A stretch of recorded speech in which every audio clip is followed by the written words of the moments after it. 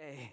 Well, listen, why don't you grab your copy of the scriptures and let's say it together like we mean it. Are you ready? Hafokba, hafokba, da kolaba, hafokba, hafokba, mashiachba. Turn it and turn it. Everything you need is in it. Turn it and turn it. The Messiah is in it. Amen? Hallelujah. It's a good day to be in the house of the Lord, isn't it? Well, listen, for those of you who may be visiting, we're in the third part of a four-part series called Beauty. And for those of you who are joining us online, whether you're watching us right now or you're watching us on our website, we would love for you to come out to Beth Messiah. So if you ever want to get out of your PJs and put normal clothes on, come down. We'd love to have you. Got a whole millennial generation. They just do it right out of their homes. But we're glad to have them here as well. And listen, I just kind of want to jump in and by way of review, just talk about a couple of big ideas that over the last 2 weeks we've covered together. And we started out by saying that King David, one of Israel's mightiest warriors, said the one thing that he was asking God for was to behold God's beauty so that he could be emboldened by God's beauty. And I've heard rumor and people talking and they saying, listen, I'm pressing into this thing. I really want to get a vision for God, and I want to grab his beauty because it is absolutely life-changing, isn't it? And then last week, how many were here when we talked about Isaiah 53 last week? And as we talked about Isaiah 53, we talked about the one who is called Ram Vanessa. Everybody say Ram Vanessa. Ram Vanessa, the high and lifted up one. And when we looked at Isaiah, we saw that we esteemed his beauty as hideousness, yet he died for our sin so we could have the beauty of his righteousness. That's an amazing thing. We looked on him and we esteemed him as having nothing, yet he carried our sin, rose again from the grave so that we could have the beauty of his righteousness that he puts on us. Now that is an amazing gift that he offers to us. And listen, by the way, I don't know if I mentioned this in the last service. If you want a copy of the PowerPoint slides that are up on the screen, you can go to our website and on our homepage, there's a button you can click and it'll download the PowerPoints right onto your Apple device or your phone or whatever you like if you'd kind of like to follow along. And well, listen, so we kind of talked about these big ideas this last week. And as we're moving forward, one of the things I mentioned was that there's two people that really don't like this whole subject of beauty. And I said one of those groups of people are religious people. Because see, religious people, what they really want is a God who's basically useful. In other words, he'll do good things for you on command. And as soon as he stops doing good things for you on command, you're kind of done with him. That's how religious people operate. Or they basically want a God who's smart, gives them helpful information, kind of like Wiki God. You go on, type on a question, and he shoots back out an answer. And as long as he keeps giving you useful answers, you think he's basically kind of okay. See, that's kind of how religious people understand God, but they don't really want a God who's ultimately beautiful. Because see, a God who's ultimately beautiful will turn your heart upside down and inside out. You'll find yourself saying and doing things that normal people are going to be like, I don't know what's going on with that person. You go, I do. And that's the beauty of God. Something has just smitten their heart. And see, here's the thing. The religious people don't like it because, you see, ultimate beauty always demands a certain level of confrontation. When you get into the presence of the one who is ultimately beautiful, something is going to happen. Something is going to change. But see, religious people don't like that. Because, see, religious people basically understand sin as breaking the rules. In other words, for a religious person, they'll always talk about, well, maybe I didn't do this command right, maybe I didn't do that command right. And so for them, it's always about course correction towards better rule keeping. That's how religious people generally operate. But a disciple, you guys remember a couple months ago, we were going to be disciples. Remember that whole thing? We were going to be that. Okay, just keep that in your mind. A disciple is something very different. You see, a disciple is someone who talks about sin in terms of breaking the heart of their Father. They don't understand, they don't think about sin just in terms of breaking rules. They understand that when they sin, it actually breaks the heart of their Father. Now listen, here's the thing. There's religious people in this room, and right away they go, that's not true. God's heart never breaks. Don't listen to the religious people. It's not true. Yeah, it does. Read the prodigal son story. It aches. His heart breaks. Don't listen to the religious people. Just clue in right up here. It breaks. And we said that religious people don't like it because this kind of encounter with God will change you at the deepest possible level. But I also said there's another group of people who don't like talking about this subject of beauty. And they don't like talking about it for an entirely different set of reasons, not even really related. And these are the people that the public square has somehow either excluded, differentiated, or judged as inadequate according to the public square's version of beauty. See, these are the kind of people that at some point in time, somebody spoke something to you that crippled you. Had it happen to me. I've told you that when I was in Canada, somebody was very nasty, called me fat and a glutton. Somebody gets pushed into a corner, you don't have the right clothes. And it's not just clothes and body image. It's also not having enough money, not living in the right neighborhood. You don't have the right car, you don't have the right job, the right position, the right haircut. Some people have been pushed into a corner. They feel defeated. They feel like they're not worthy. There's other people that are so affected by this that maybe they've never been bullied by it, but they try so hard to have it that they'll do anything to have the right car, right neighborhood, and right house, and they're up to their eyeballs in debt because they just don't want to face the confrontation that the public square will give them if they try to do anything different. And listen, this is real. As somebody who's worked with teenagers for about 16 years working in youth ministry, can I tell you that whether it was when I was at an AOG congregation as a youth pastor, or when I was in Dallas, or when I was in Canada, or when I was in Europe, or when I was in Israel, can I tell you that universally this is something that teens struggle with? They struggle with it at the deepest possible level. Wanting to be valued, wanting to be liked, wanting to be part of that group with their peers. And I've been around girls and guys who are broken trying to live up to what the public square demands beauty be. And the implications are serious. Sometimes girls who are under the pressure to conform to the public square give away their bodies way too soon. And the same is true of guys.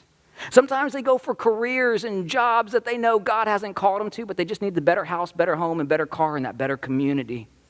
It's universal. It affects almost everybody. But here's the deal. As a youth leader, I was always kind of one step removed, right? Because those weren't my kids necessarily. I mean, like I was their youth leader and I knew them kind of a little bit relationally, but that was never actually my child. And really right up until recently, our children have been very kind of sheltered in a bubble because Lauren homeschooled our babies right up until last semester, and our kids started to go to public school, which we're very happy about that decision and glad where they are. But we knew right away things were going to be different because they weren't in the bubble. And when kids are in homeschool, listen, homeschool kids are great. They're all super nice and super generous and kind with their words. And even if they say something a little bit off-colored, they do it with like real soft gloves that have big padding. I mean, homeschool kids are like phenomenal. They're really wonderful. Public school kids can be a bit different than that. So, within the first 2 weeks, my daughter comes home, and she'd never done this. She went straight to her room and just shut her door, and my wife and I were like, that's odd. My wife goes in there, and within about 10 minutes, I can hear my daughter just broken. She's bawling, crying. Somebody had called her fat, said that her body image, made fun of certain parts of her body, made fun of her hair. It's heartbreaking, right? I think if you've ever been a parent or you've ever been a child, you can understand how bad that can hurt. But we know as parents, like we're in this role, we've got to disciple her kind of through this and help her work through it, and it's not always easy. And there's this one particular day, and I want to tell you guys kind of a story, bring you into my private life. And look, when I do this, I really don't like to share these kind of stories with you guys, just for a whole lot of reasons, and predominantly because I don't want you to think of my life as a highlight reel, because I might get one thing right, but I get about a gazillion wrong. So just, I just want to share a little bit of kind of something in my life that happened that was kind of impactful, and maybe it'll help you a little bit. I was coming home on Sunday afternoon. I go out on my jogs on Sunday, and I was coming back from my run and coming through my garage, and I went out into my backyard just to kind of like cool down a little bit. And when I got out to my backyard, I heard like this commotion outside, and I could hear my two daughters, Aura and Hazel. Aura's 10 and Hazel's 5, and I can hear them screaming. And I kind of walk out of my backyard, and our house backs up onto this big cow pasture in Pecan Grove. And I walk up on the levee, and I see first of all my 5-year-old Hazel, and she's got a big silver cooking pot, and she's holding it like a shield, and she's running with all of her might, and her hair's like blowing in the wind. And then I see my oldest, Aura, and she's got this thing that she's holding like a spear, and she's right behind Hazel running. And then I look, and there's 2 boys that are running with all their might that way, and I was like, what in the world is going on? And they're screaming at the boys, and so I was like, girls, come here, what's going on? And so my girls came over, and I said, Aura, Ora, what in the world's going on out here? And Ora goes, Abba, that's that boy, the one I told you about, the one who called me fat. And I said, well,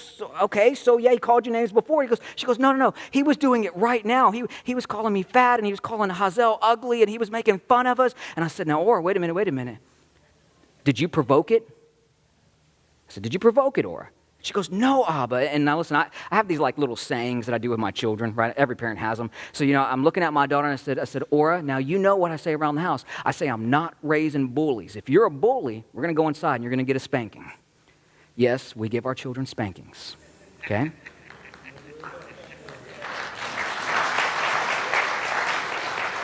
So I said, if you're a bully, you go inside and you're going to get a spanking. She goes, I wasn't being a bully. I said, and you know I'm not raising cowards, because I'll make you get down and give me push-ups and run laps if you're a coward. And I mean that too. I said, I'm not raising bullies, and I'm not raising cowards. I'm raising shepherds. She goes, Abba, I was being a shepherd. I said, were you fending off the wolves? And she goes, I was keeping the wolves away. And I said, good. I said, that's what I want you to do. And I said, so let's go talk to the wolves.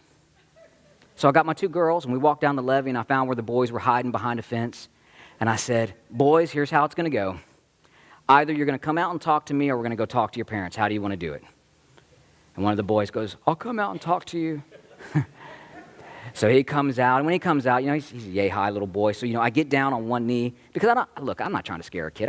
He's a kid, he's a child. So I'm down like this, and I'm talking to him kind of like my parent voice, being nice. And I said, son, what happened out there? And he goes, well, I was saying things to you about your daughter, and I said, well, what did you say about her? He said, I said she was fat, and she was ugly. I said, son, that girl right there is the most beautiful girl I've ever seen. She means more to me than you could ever know. I said, son, would you ever talk to your mother that way? He goes, no, sir. And he's kind of crying at this time. He feels ashamed. And I said, son, I want to tell you something I always tell my children. I said, at my house, I'll tell my kids, I'm not raising bullies. If you're a bully, you'll get a spanking. And I'm not raising cowards either. You're a coward, I'll make you do push-ups or run laps. And right before I can get out the last phrase, my little 5-year-old Hazel goes, so we're about to say it, and I said, I'm not raising cowards. And then she goes, he's raising shepherds.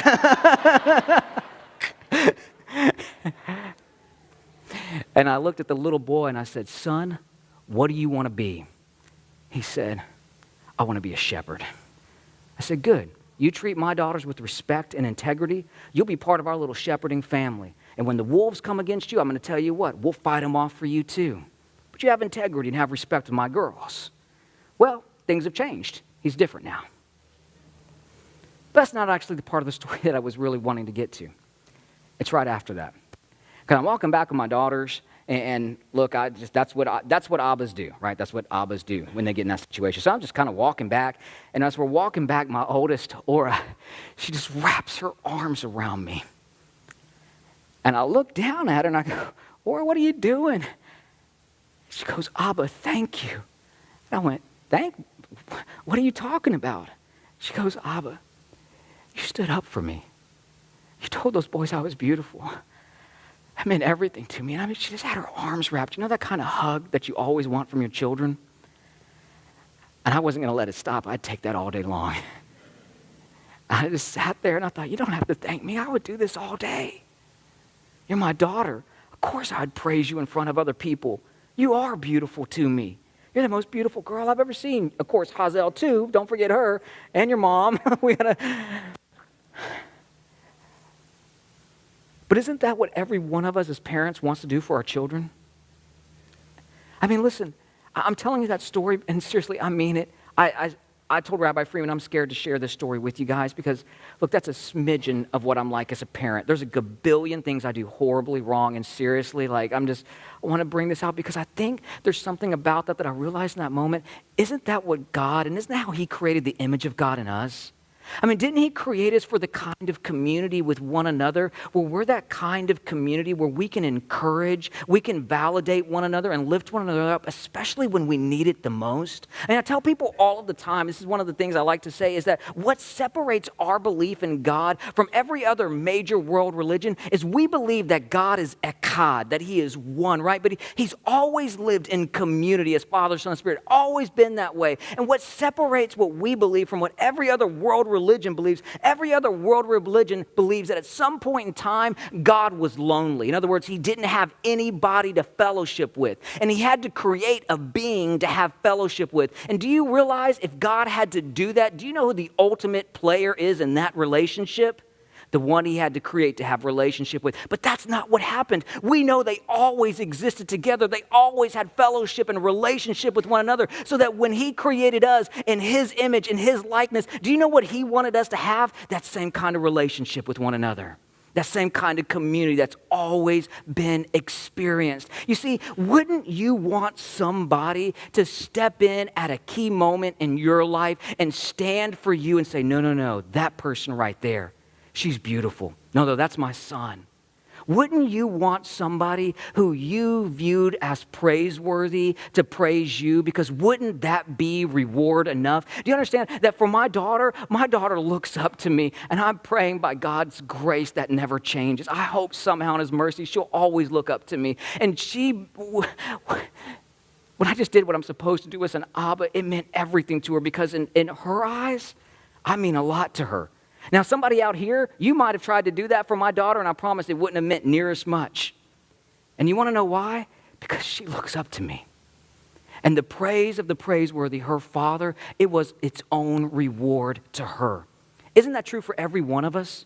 Think about the people in your life, the key people, that could just come into your life and in a second speak a word, and literally it would melt your heart into a puddle. If they gave you that one compliment, gave you that one encouragement, it would literally make the difference between night and day in your life. That's powerful, isn't it? And that's where I want to get at today as we look at a very key passage. But before we get there, we need to start off with just a question. Do you really believe that Yeshua is ultimately beautiful? Do you really believe it? Because if you really believe he's ultimately beautiful, if he's the one that is a beauty above all beauties, and he says you're worthy, if he validates you, shouldn't that mean everything in the world to you? Shouldn't it be enough to melt our hearts? Well, that's what we're going to talk about today. And we're going to talk about a very, very familiar story. And it's a story that I feel like I have a lot in common with the character, because he was kind of raised in a small town outside of a big city. I mean, I was raised in Sugar Land outside of Houston. He was raised in Jericho right outside of Jerusalem. And this particular guy, he actually had an accounting degree probably, and I have an accounting degree, so I can relate to him in that measure. And then the Bible also says that he was vertically challenged. Thank you for not laughing too much. That's the nice way of saying he was short. And some of you are kind of picking up on who this guy is. And if you don't know who it is, some of you might even know there was a song. How many people went to Sunday school when you were growing up? Okay, my Sunday schoolers in here, I want to see if you can do it better than the first service did. So do you know the song? It starts off something like, Zacchaeus was a wee little man was he. Climbed up in a sycamore tree, Lord, he wanted to see. And in that, I saw it on YouTube. You guys are hilarious. I mean, gosh, y'all sang it better, but nobody did the signs. I mean, and the first, right there, we had one. You're legit, right there. You guys are crazy. Back there, they had the signs too. You guys are wild. I didn't even know those kinds of songs existed. I went on YouTube and I was like, really? That's what you guys were singing back there? Zacchaeus was a wee little man. Well, good for you. Well, listen, you're going to be singing it all day now, all day long. It's going to be back there. You're going to look at a tree and say, there he is in that sycamore tree. Okay, whatever. So let me give you a little background, maybe a little bit of information just to kind of set the story up. Because you see, this story actually begins in Luke 17. It's called the Last Jerusalem Journey. It's one of the most controversial journeys that Yeshua will go on because he'll weave in and out of Samaria, which is enemy territory at that time, and kind of make his way down from the Galilee towards Jerusalem. And along the way, he cleanses 10 lepers. And how many came back to give thanks? Just one. And then isn't it ironic that right after that, he begins to give a series of teachings where 2 people go up to pray, but how many are heard? Just one. And then he talks about the return of the Son of Man. And there is one person who is taken, and then there is one person who is left. It's kind of this neat way that Luke likes to set up stories. He'll give a miracle, and then he'll show Yeshua giving a teaching on this idea of whittling down something down to the one. And then he has children who are brought to him, and he blesses the children, and then a very wealthy man comes to him, and he rejects the wealthy man, or actually the wealthy man rejects Yeshua's offer and walks away. So again, you have this idea of the blessing of one, and the other one doesn't receive the blessing. But then when we get to Jericho, everybody remember when he came into Jericho, there was a blind man who was sitting at the gates. And what did Yeshua do for that blind man? He healed him and gave him back his sight. And then right after that, he meets a man whose name is Zacchaeus. And after he meets Zacchaeus, and we're going to look at that episode, he gives another parable, a parable about 10 servants who received 10 minas each. But initially the servants said, we hate that master and that Lord, but he went and got his kingdom anyway. And when he came back, it says that only 2 of the servants had been faithful. You got to imagine, the idea here is that Yeshua is giving this parable about the 10 servants whittled down to 2, and there's 2 men right there who were touched by his beauty. And he says, hold on to what you've been given and make it grow, because this is going to be powerful. But I don't want to give too much of it away. We'll come back to that towards the end of the story, how Luke connects the dot going from the 10 down to the 2. And it says that Yeshua entered Jericho and he was just passing through. Luke, who's a very clever narrator, is basically saying, like, Kepha and the guys, they were Yeshua's entourage, and they kind of like pulled out the itinerary and like, yeah, well, we're basically going to go from Galilee, and then, Jericho, we're not even stopping there. I mean, they have great falafel there, but we're going straight on to Jerusalem. We're not even going to waste any time hanging out around Jericho. I mean, really, for the guys, they just understood Jericho was just a town they were going to pass through. It was not going to be a major stop on Yeshua's way. There was nothing that was planned on the books. Yeshua hadn't talked about it. And here's the thing. Anytime you read in the Bible, somebody was just about to pass through a town, do you know what's going to happen? They're going to stop and something's going to happen. Because there's another itinerary that's up in heaven, and we're going to find out a little bit more about that. But I just want to kind of show you a little bit about Jericho. You may not know this, but Jericho is on one of the lowest places on the face of the earth, close to the Dead Sea. And when you go to Jericho, you really descend really down low. And so you got this interesting picture of Yeshua descending down to one of the lowest places where he's going to really do 2 amazing miracles and do something great in the life of these 2 different men before he ascends up towards Jerusalem in his final days and towards his last meal. But initially, the guys just wanted to know, he was passing through and really didn't have a whole lot of intentions of stopping. They were just going to go on and head towards Jerusalem. And here was a man by the name of Zacchaeus. He was a chief tax collector. And Luke wants us to know a couple of things that are very important about him. Number 1, he must have come from a Jewish family that was very zealous for the Lord, because Zacchaeus is a great Jewish name. It goes back to the book of Ezra, where it talks about the descendants of the tribe of Zacchaeus. That's Zacchaeus' name in Hebrew. They returned from the Babylonian exile with Zerubbabel. So probably he was named after this really great kind of patriarchal figure. And his parents, when he was born, must have looked down on him and said, yes, we're going to name him Zacchaeus because he's not going to assimilate into the Roman culture. He's going to be like our ancestors who escaped out of Babylon and stood firm on the word and resisted the worldly influence. And I wonder if they ever saw the day that their son became one of the greatest patrons of the Roman Empire. The very opposite of probably what his name was designated to mean, because his name in Hebrew means someone who is pure or someone who is upright. But at this point in the story, as we're looking at Zacchaeus, we don't necessarily see the pure and the upright and he's not just a patron of Rome. It says that he was a chief tax tax collector. Now, for those of you who are like Bible study geeks and you like to do word studies, this is really fun. Go try to find any other place in all of the scriptures where that word chief tax collector is used, and here's what you'll find out. It's never ever used of anybody else except Zacchaeus. And if you look and you study broader into all of the Greek just texts that we have, or Roman texts, do you know that nobody else in the Greek literature is ever called chief tax collector? Do you want to know why?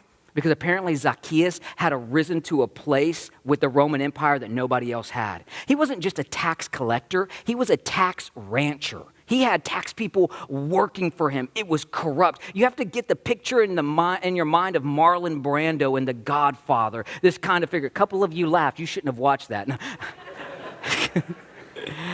Kind of this guy who's got so many people working for him underneath him, and it's corrupt all the way up to the top of the flagpole. And our people would have disdained him. As a matter of fact, we know that for sure because in the Mishnah, we have some of the rabbinic thought on tax collectors. And it says this: if a tax collector enters a house, the house is completely unclean. If there's a Gentile with the tax collector makes the house unclean, not the Gentile. Now, coming from the rabbis, that's saying a lot. But that's not it. If a thief enters a house, only where his foot stepped is unclean. But a tax collector makes the whole house unclean. Do you get what our rabbis are saying? It's better to have a Gentile or a crook in your house than to have a tax collector. For the rabbis, that's saying a lot. Our people would have disdained him. Tax collectors were considered the bane of Jewish existence. They were traitors. They were patrons of an empire that were oppressing our people in the land. And Zacchaeus isn't just a part-time worker for him. He oversees a lot, taking in a whole lot of money. But there's more about Zacchaeus. He was very wealthy, would have been a ruler over people. At this point, could you imagine in the first century when they were still telling the Gospels orally and you kind of would listen as people were telling the stories? Could you imagine when the person who was sharing this story got to the point and said, and he was rich? You'd have been like, know what he's going to do? Yeah. He's going to get him just like he did the other guy. That's right. He's going to pull out the 10 Commandments and he's going to run them up and down the road. We know what Yeshua does with these rich cats. He walks them down the street. Right? Because isn't that what Yeshua always does? Right? See, Zacchaeus was trying to see who Yeshua was. He had never seen him before. And when Yeshua came into Jericho, remember, he healed a blind man at the gates. Yeshua is coming into Jericho like a rock star. Everybody surrounding him, crowding around him. And Zacchaeus just wants to get a glimpse of who Yeshua is. Has anybody in this room ever been that desperate? Just that desperate in prayer, if I could just get a glimpse, Yeshua. And Zacchaeus is there. But he couldn't because of the crowd, for he was vertically challenged. He was short in height. The idea really behind this is the crowd is surrounding Yeshua. And listen, in the first century, money and power should have opened up the crowd so that Zacchaeus should have gained an entry right in front of Yeshua. But Zacchaeus is so despised by his own people. It's almost like you get the picture of the crowd's like, don't let that guy in. Don't let him in. It's ironic that the crowd who just saw Yeshua heal a blind man, maybe some of them saw him cleanse lepers. I don't know. But it's amazing that the crowd wouldn't think, maybe just for a second, hey, maybe Yeshua could do something radical with his life. Maybe we ought to let Zacchaeus in, but that's okay because the crowd's got its kind of own mentality just a little bit. But Zacchaeus is not deterred, so he ran ahead, climbed up into a sycamore tree to see Yeshua. He just wants to get a glimpse. For he was about to pass through that way. Again, Luke is kind of dropping us in and saying, didn't really have any plans, wasn't on the itinerary. But when Yeshua came to the place, Yeshua looked up and he said to him, Zacchaeus. Can we pause for a second? Yeshua had never met Zacchaeus before. How in the world did he know his name? If he was just a man, there's no way. But if he is God wrapped in human flesh, do you want to know why he knew his name? He knew it before the foundations of the world. And could you imagine for a second, here's Zacchaeus, hated by his people, being pushed out and crowded out. And here's the rock star. I hate to use that phrase, but Yeshua's got such popularity at this point in time. Here's Yeshua who stops, looks up, and calls him by name. Zacchaeus. Do you know what that would do to your heart if that's all he said? Could you imagine for a second, just imagine. Imagine if Yeshua just walked right into these doors and he stood right here and he looked out in this audience and he goes, Rick Scott, Ray Aaron Shaft. It would take the whole of 3 seconds for your heart to melt and you to be in a puddle of tears. Why? Because he knows your name and you've never met him.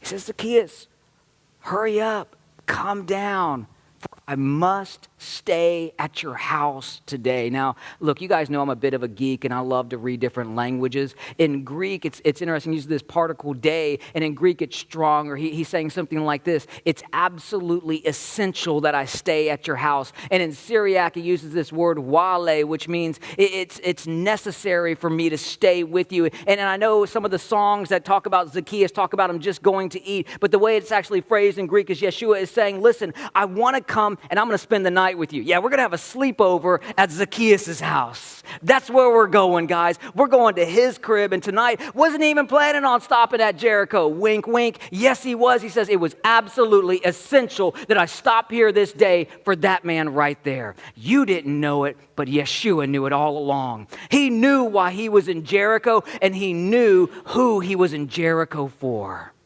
Zacchaeus, I'm going to stay at your house today. You got to imagine it must have riveted his heart. Yeshua inviting himself over. Invite yourself over all day long, Lord.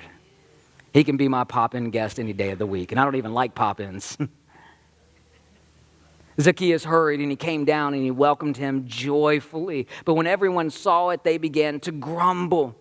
Zacchaeus' response is the right response to ultimate beauty, isn't it?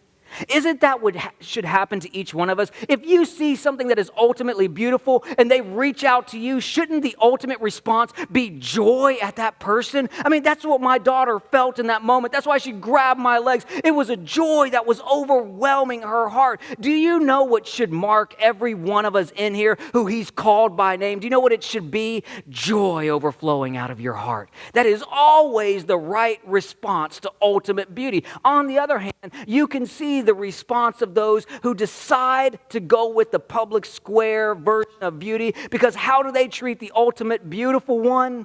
They begin to grumble, grumble, grumble, grumble, grumble, grumble, grumble. I can't believe Yeshua. How could he do that? No, he healed a blind man, but how could he do this? He's just gone too far this time.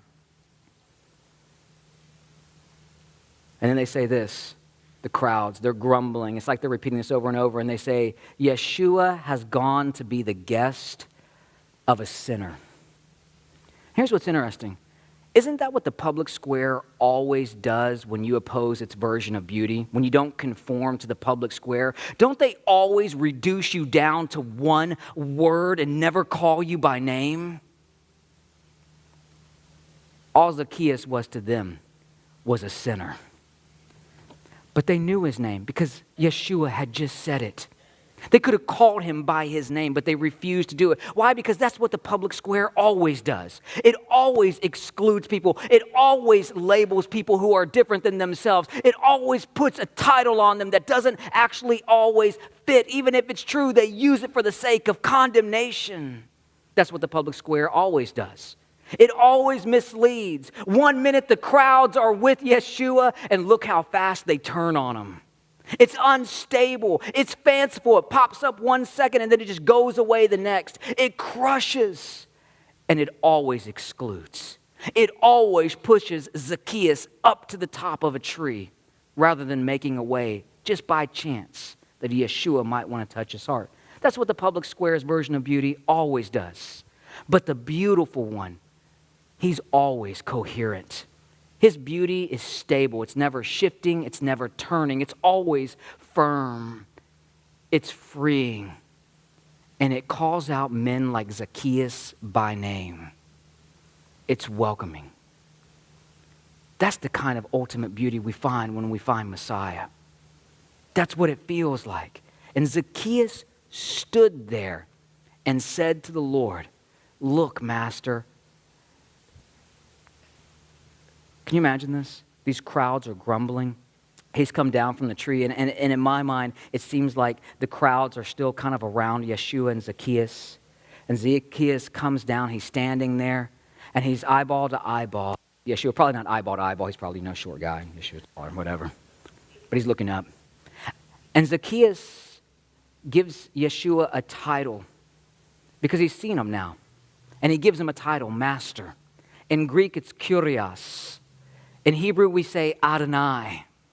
He recognizes the one he has seen, not just as a beautiful person, a beautiful rabbi, but as the beautiful one himself, Ram Vanessa. Remember we talked about that last week? He's standing right there, eyeball to eyeball, with the servant who was promised, and he names him such. He is Master. And he says to him something incredible, because you see, he is Yeshua, what he expresses, namely God, but he's not whom he expresses, namely the Father. And Zacchaeus gets the one who is standing there in front of him. And as a result, Zacchaeus standing there, he says, half of my possessions I give to the poor. And if I've somehow cheated anyone, I repay 4 times as much. Do you realize what's going on in this moment? Yeshua hasn't asked him to do anything.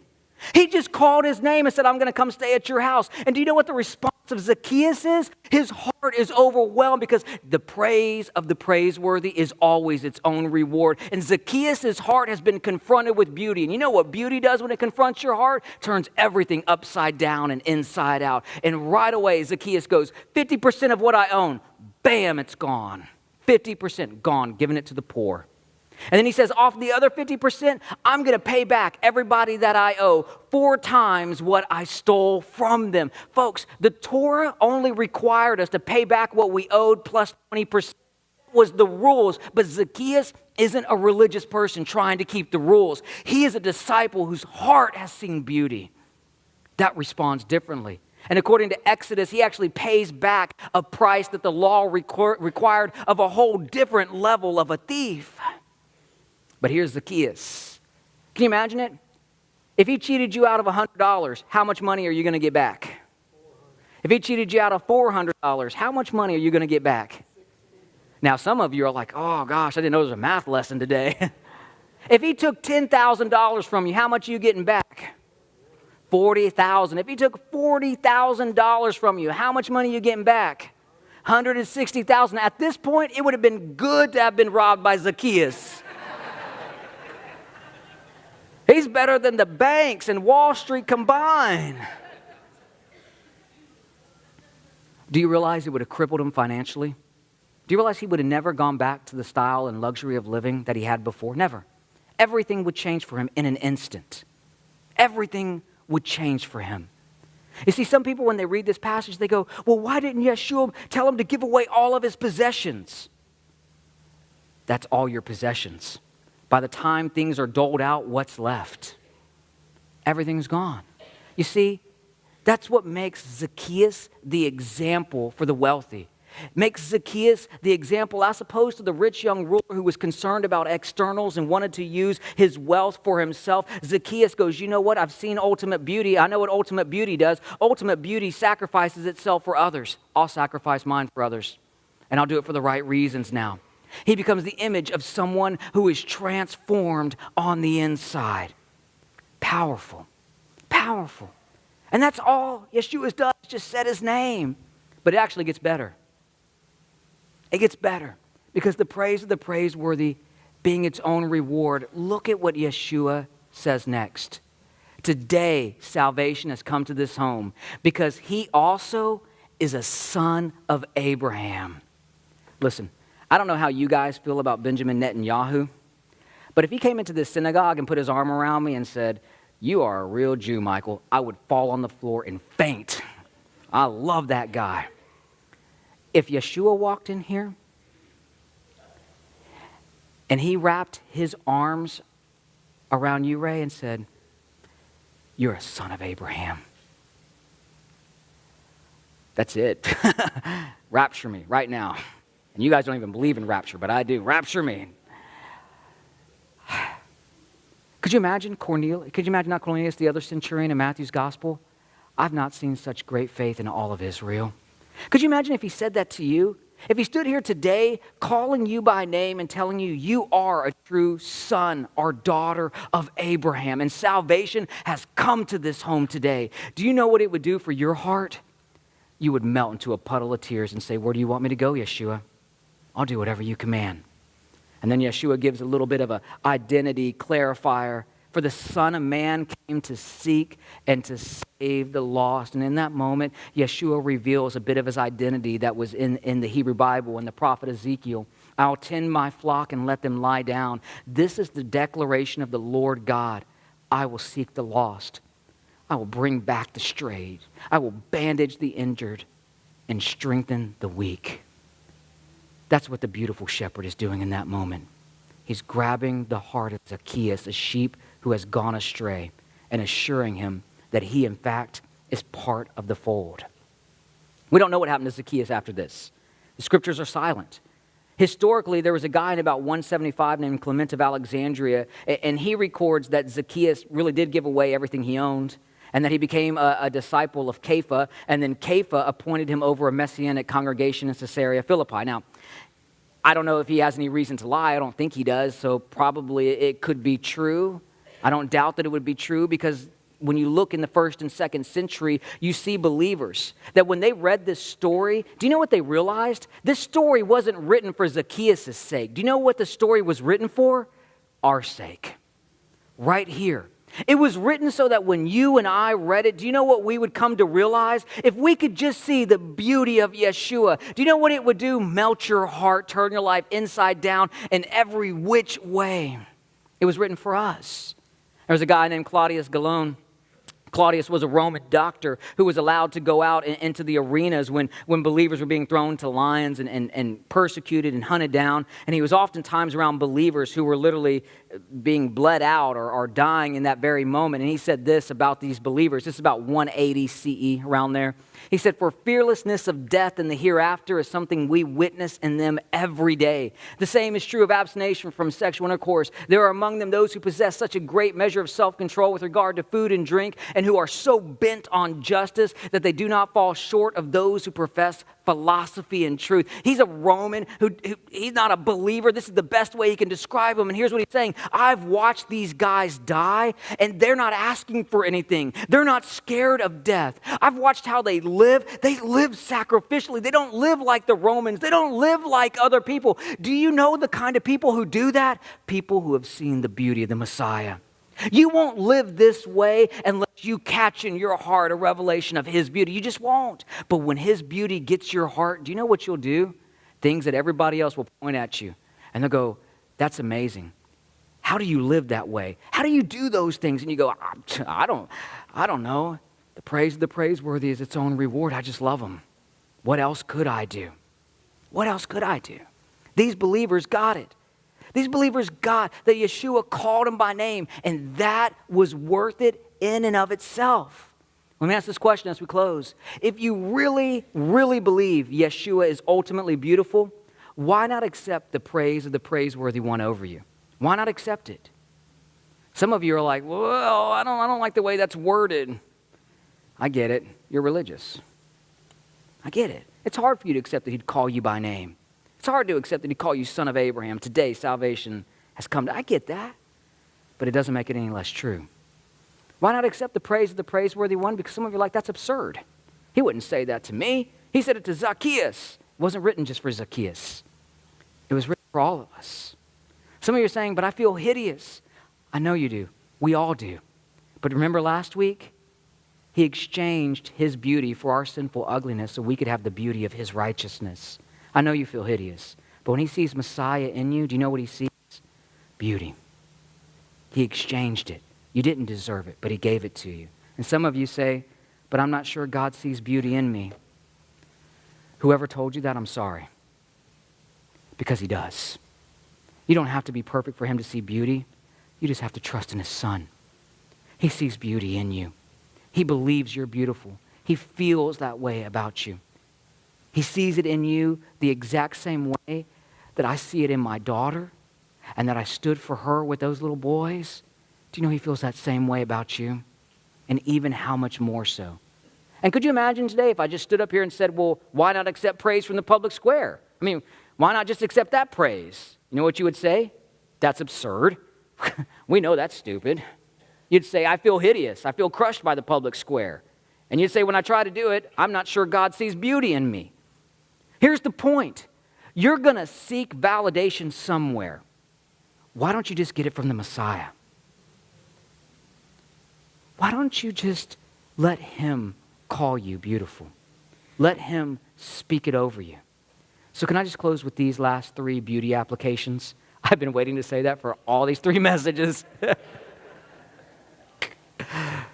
Oh gosh, it's second service, I'm being a little silly, okay. Would you begin with his praise? I know it sounds simple, but simple things are powerful, aren't they? Do you know that when you wake up in the morning and you praise God, it has a way of taking the public square version of beauty and shrinking it down to its right size because his beauty becomes ultimate in your eyes?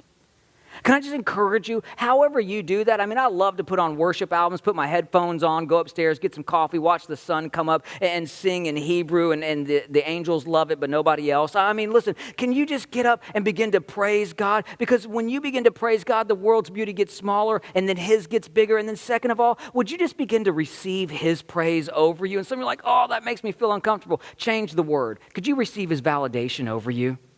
Could you just do me a favor? Here's one real practical way that you could do this. Just pick up that story about Zacchaeus. And as you're reading to it, and it gets to the point where he says, today salvation has come to this house. Could you just say, today salvation has come to the Vowell house. You are a son of Abraham. Could you just speak that over yourself? Could you speak it over your children? Speak it over your family as you're sitting there in prayer. Pick up that story in Matthew and when Yeshua says, I'm telling you the truth, I have not seen such great faith in all of Israel, but in your house, it's there. Could you begin to speak that over yourself? Because when you have those things, do you know that's what he's saying over you? You don't have to go get somebody to give you a word that God is saying it. He gave you a word so you could see it. He wants you to receive that in his life. And then last, would you begin to give out praise to others? I've always found in ministry there's a direct correlation between people who struggle to sense that God actually loves them at this level and how much praise they can give out to other people. You find that people who really struggle accepting that the Messiah loves them at this level, they struggle to give out that kind of attention to other people. But do you know there's people in your life right now, they look up to you. You are their praiseworthy one. Whether you like it or not, they get a lot out of you. And do you know what one word from you could do for them? Let me tell you where you start. Your immediate circle of influence. Your wife, your children, your grandchildren. Start there. That'll keep you busy for months. Chase them around the house with compliments, not flattery. Encourage them in the Lord. It will make an absolute difference in their life. Let's pray together. Abba, we thank you that we can come and we can hear Yeshua speak his words over us. God, that we don't have to second guess ourselves or worry, but God, we can hear you say, today salvation has come to this house. This is a true son and daughter of Abraham. I've not seen such great faith in all of Israel. Lord God, that all of our people here today, that they'd be impacted by the story of Zacchaeus. They would see their story somehow intertwined with it and hear the Messiah speak those words over them. B'Shem Yeshua. Amen and amen.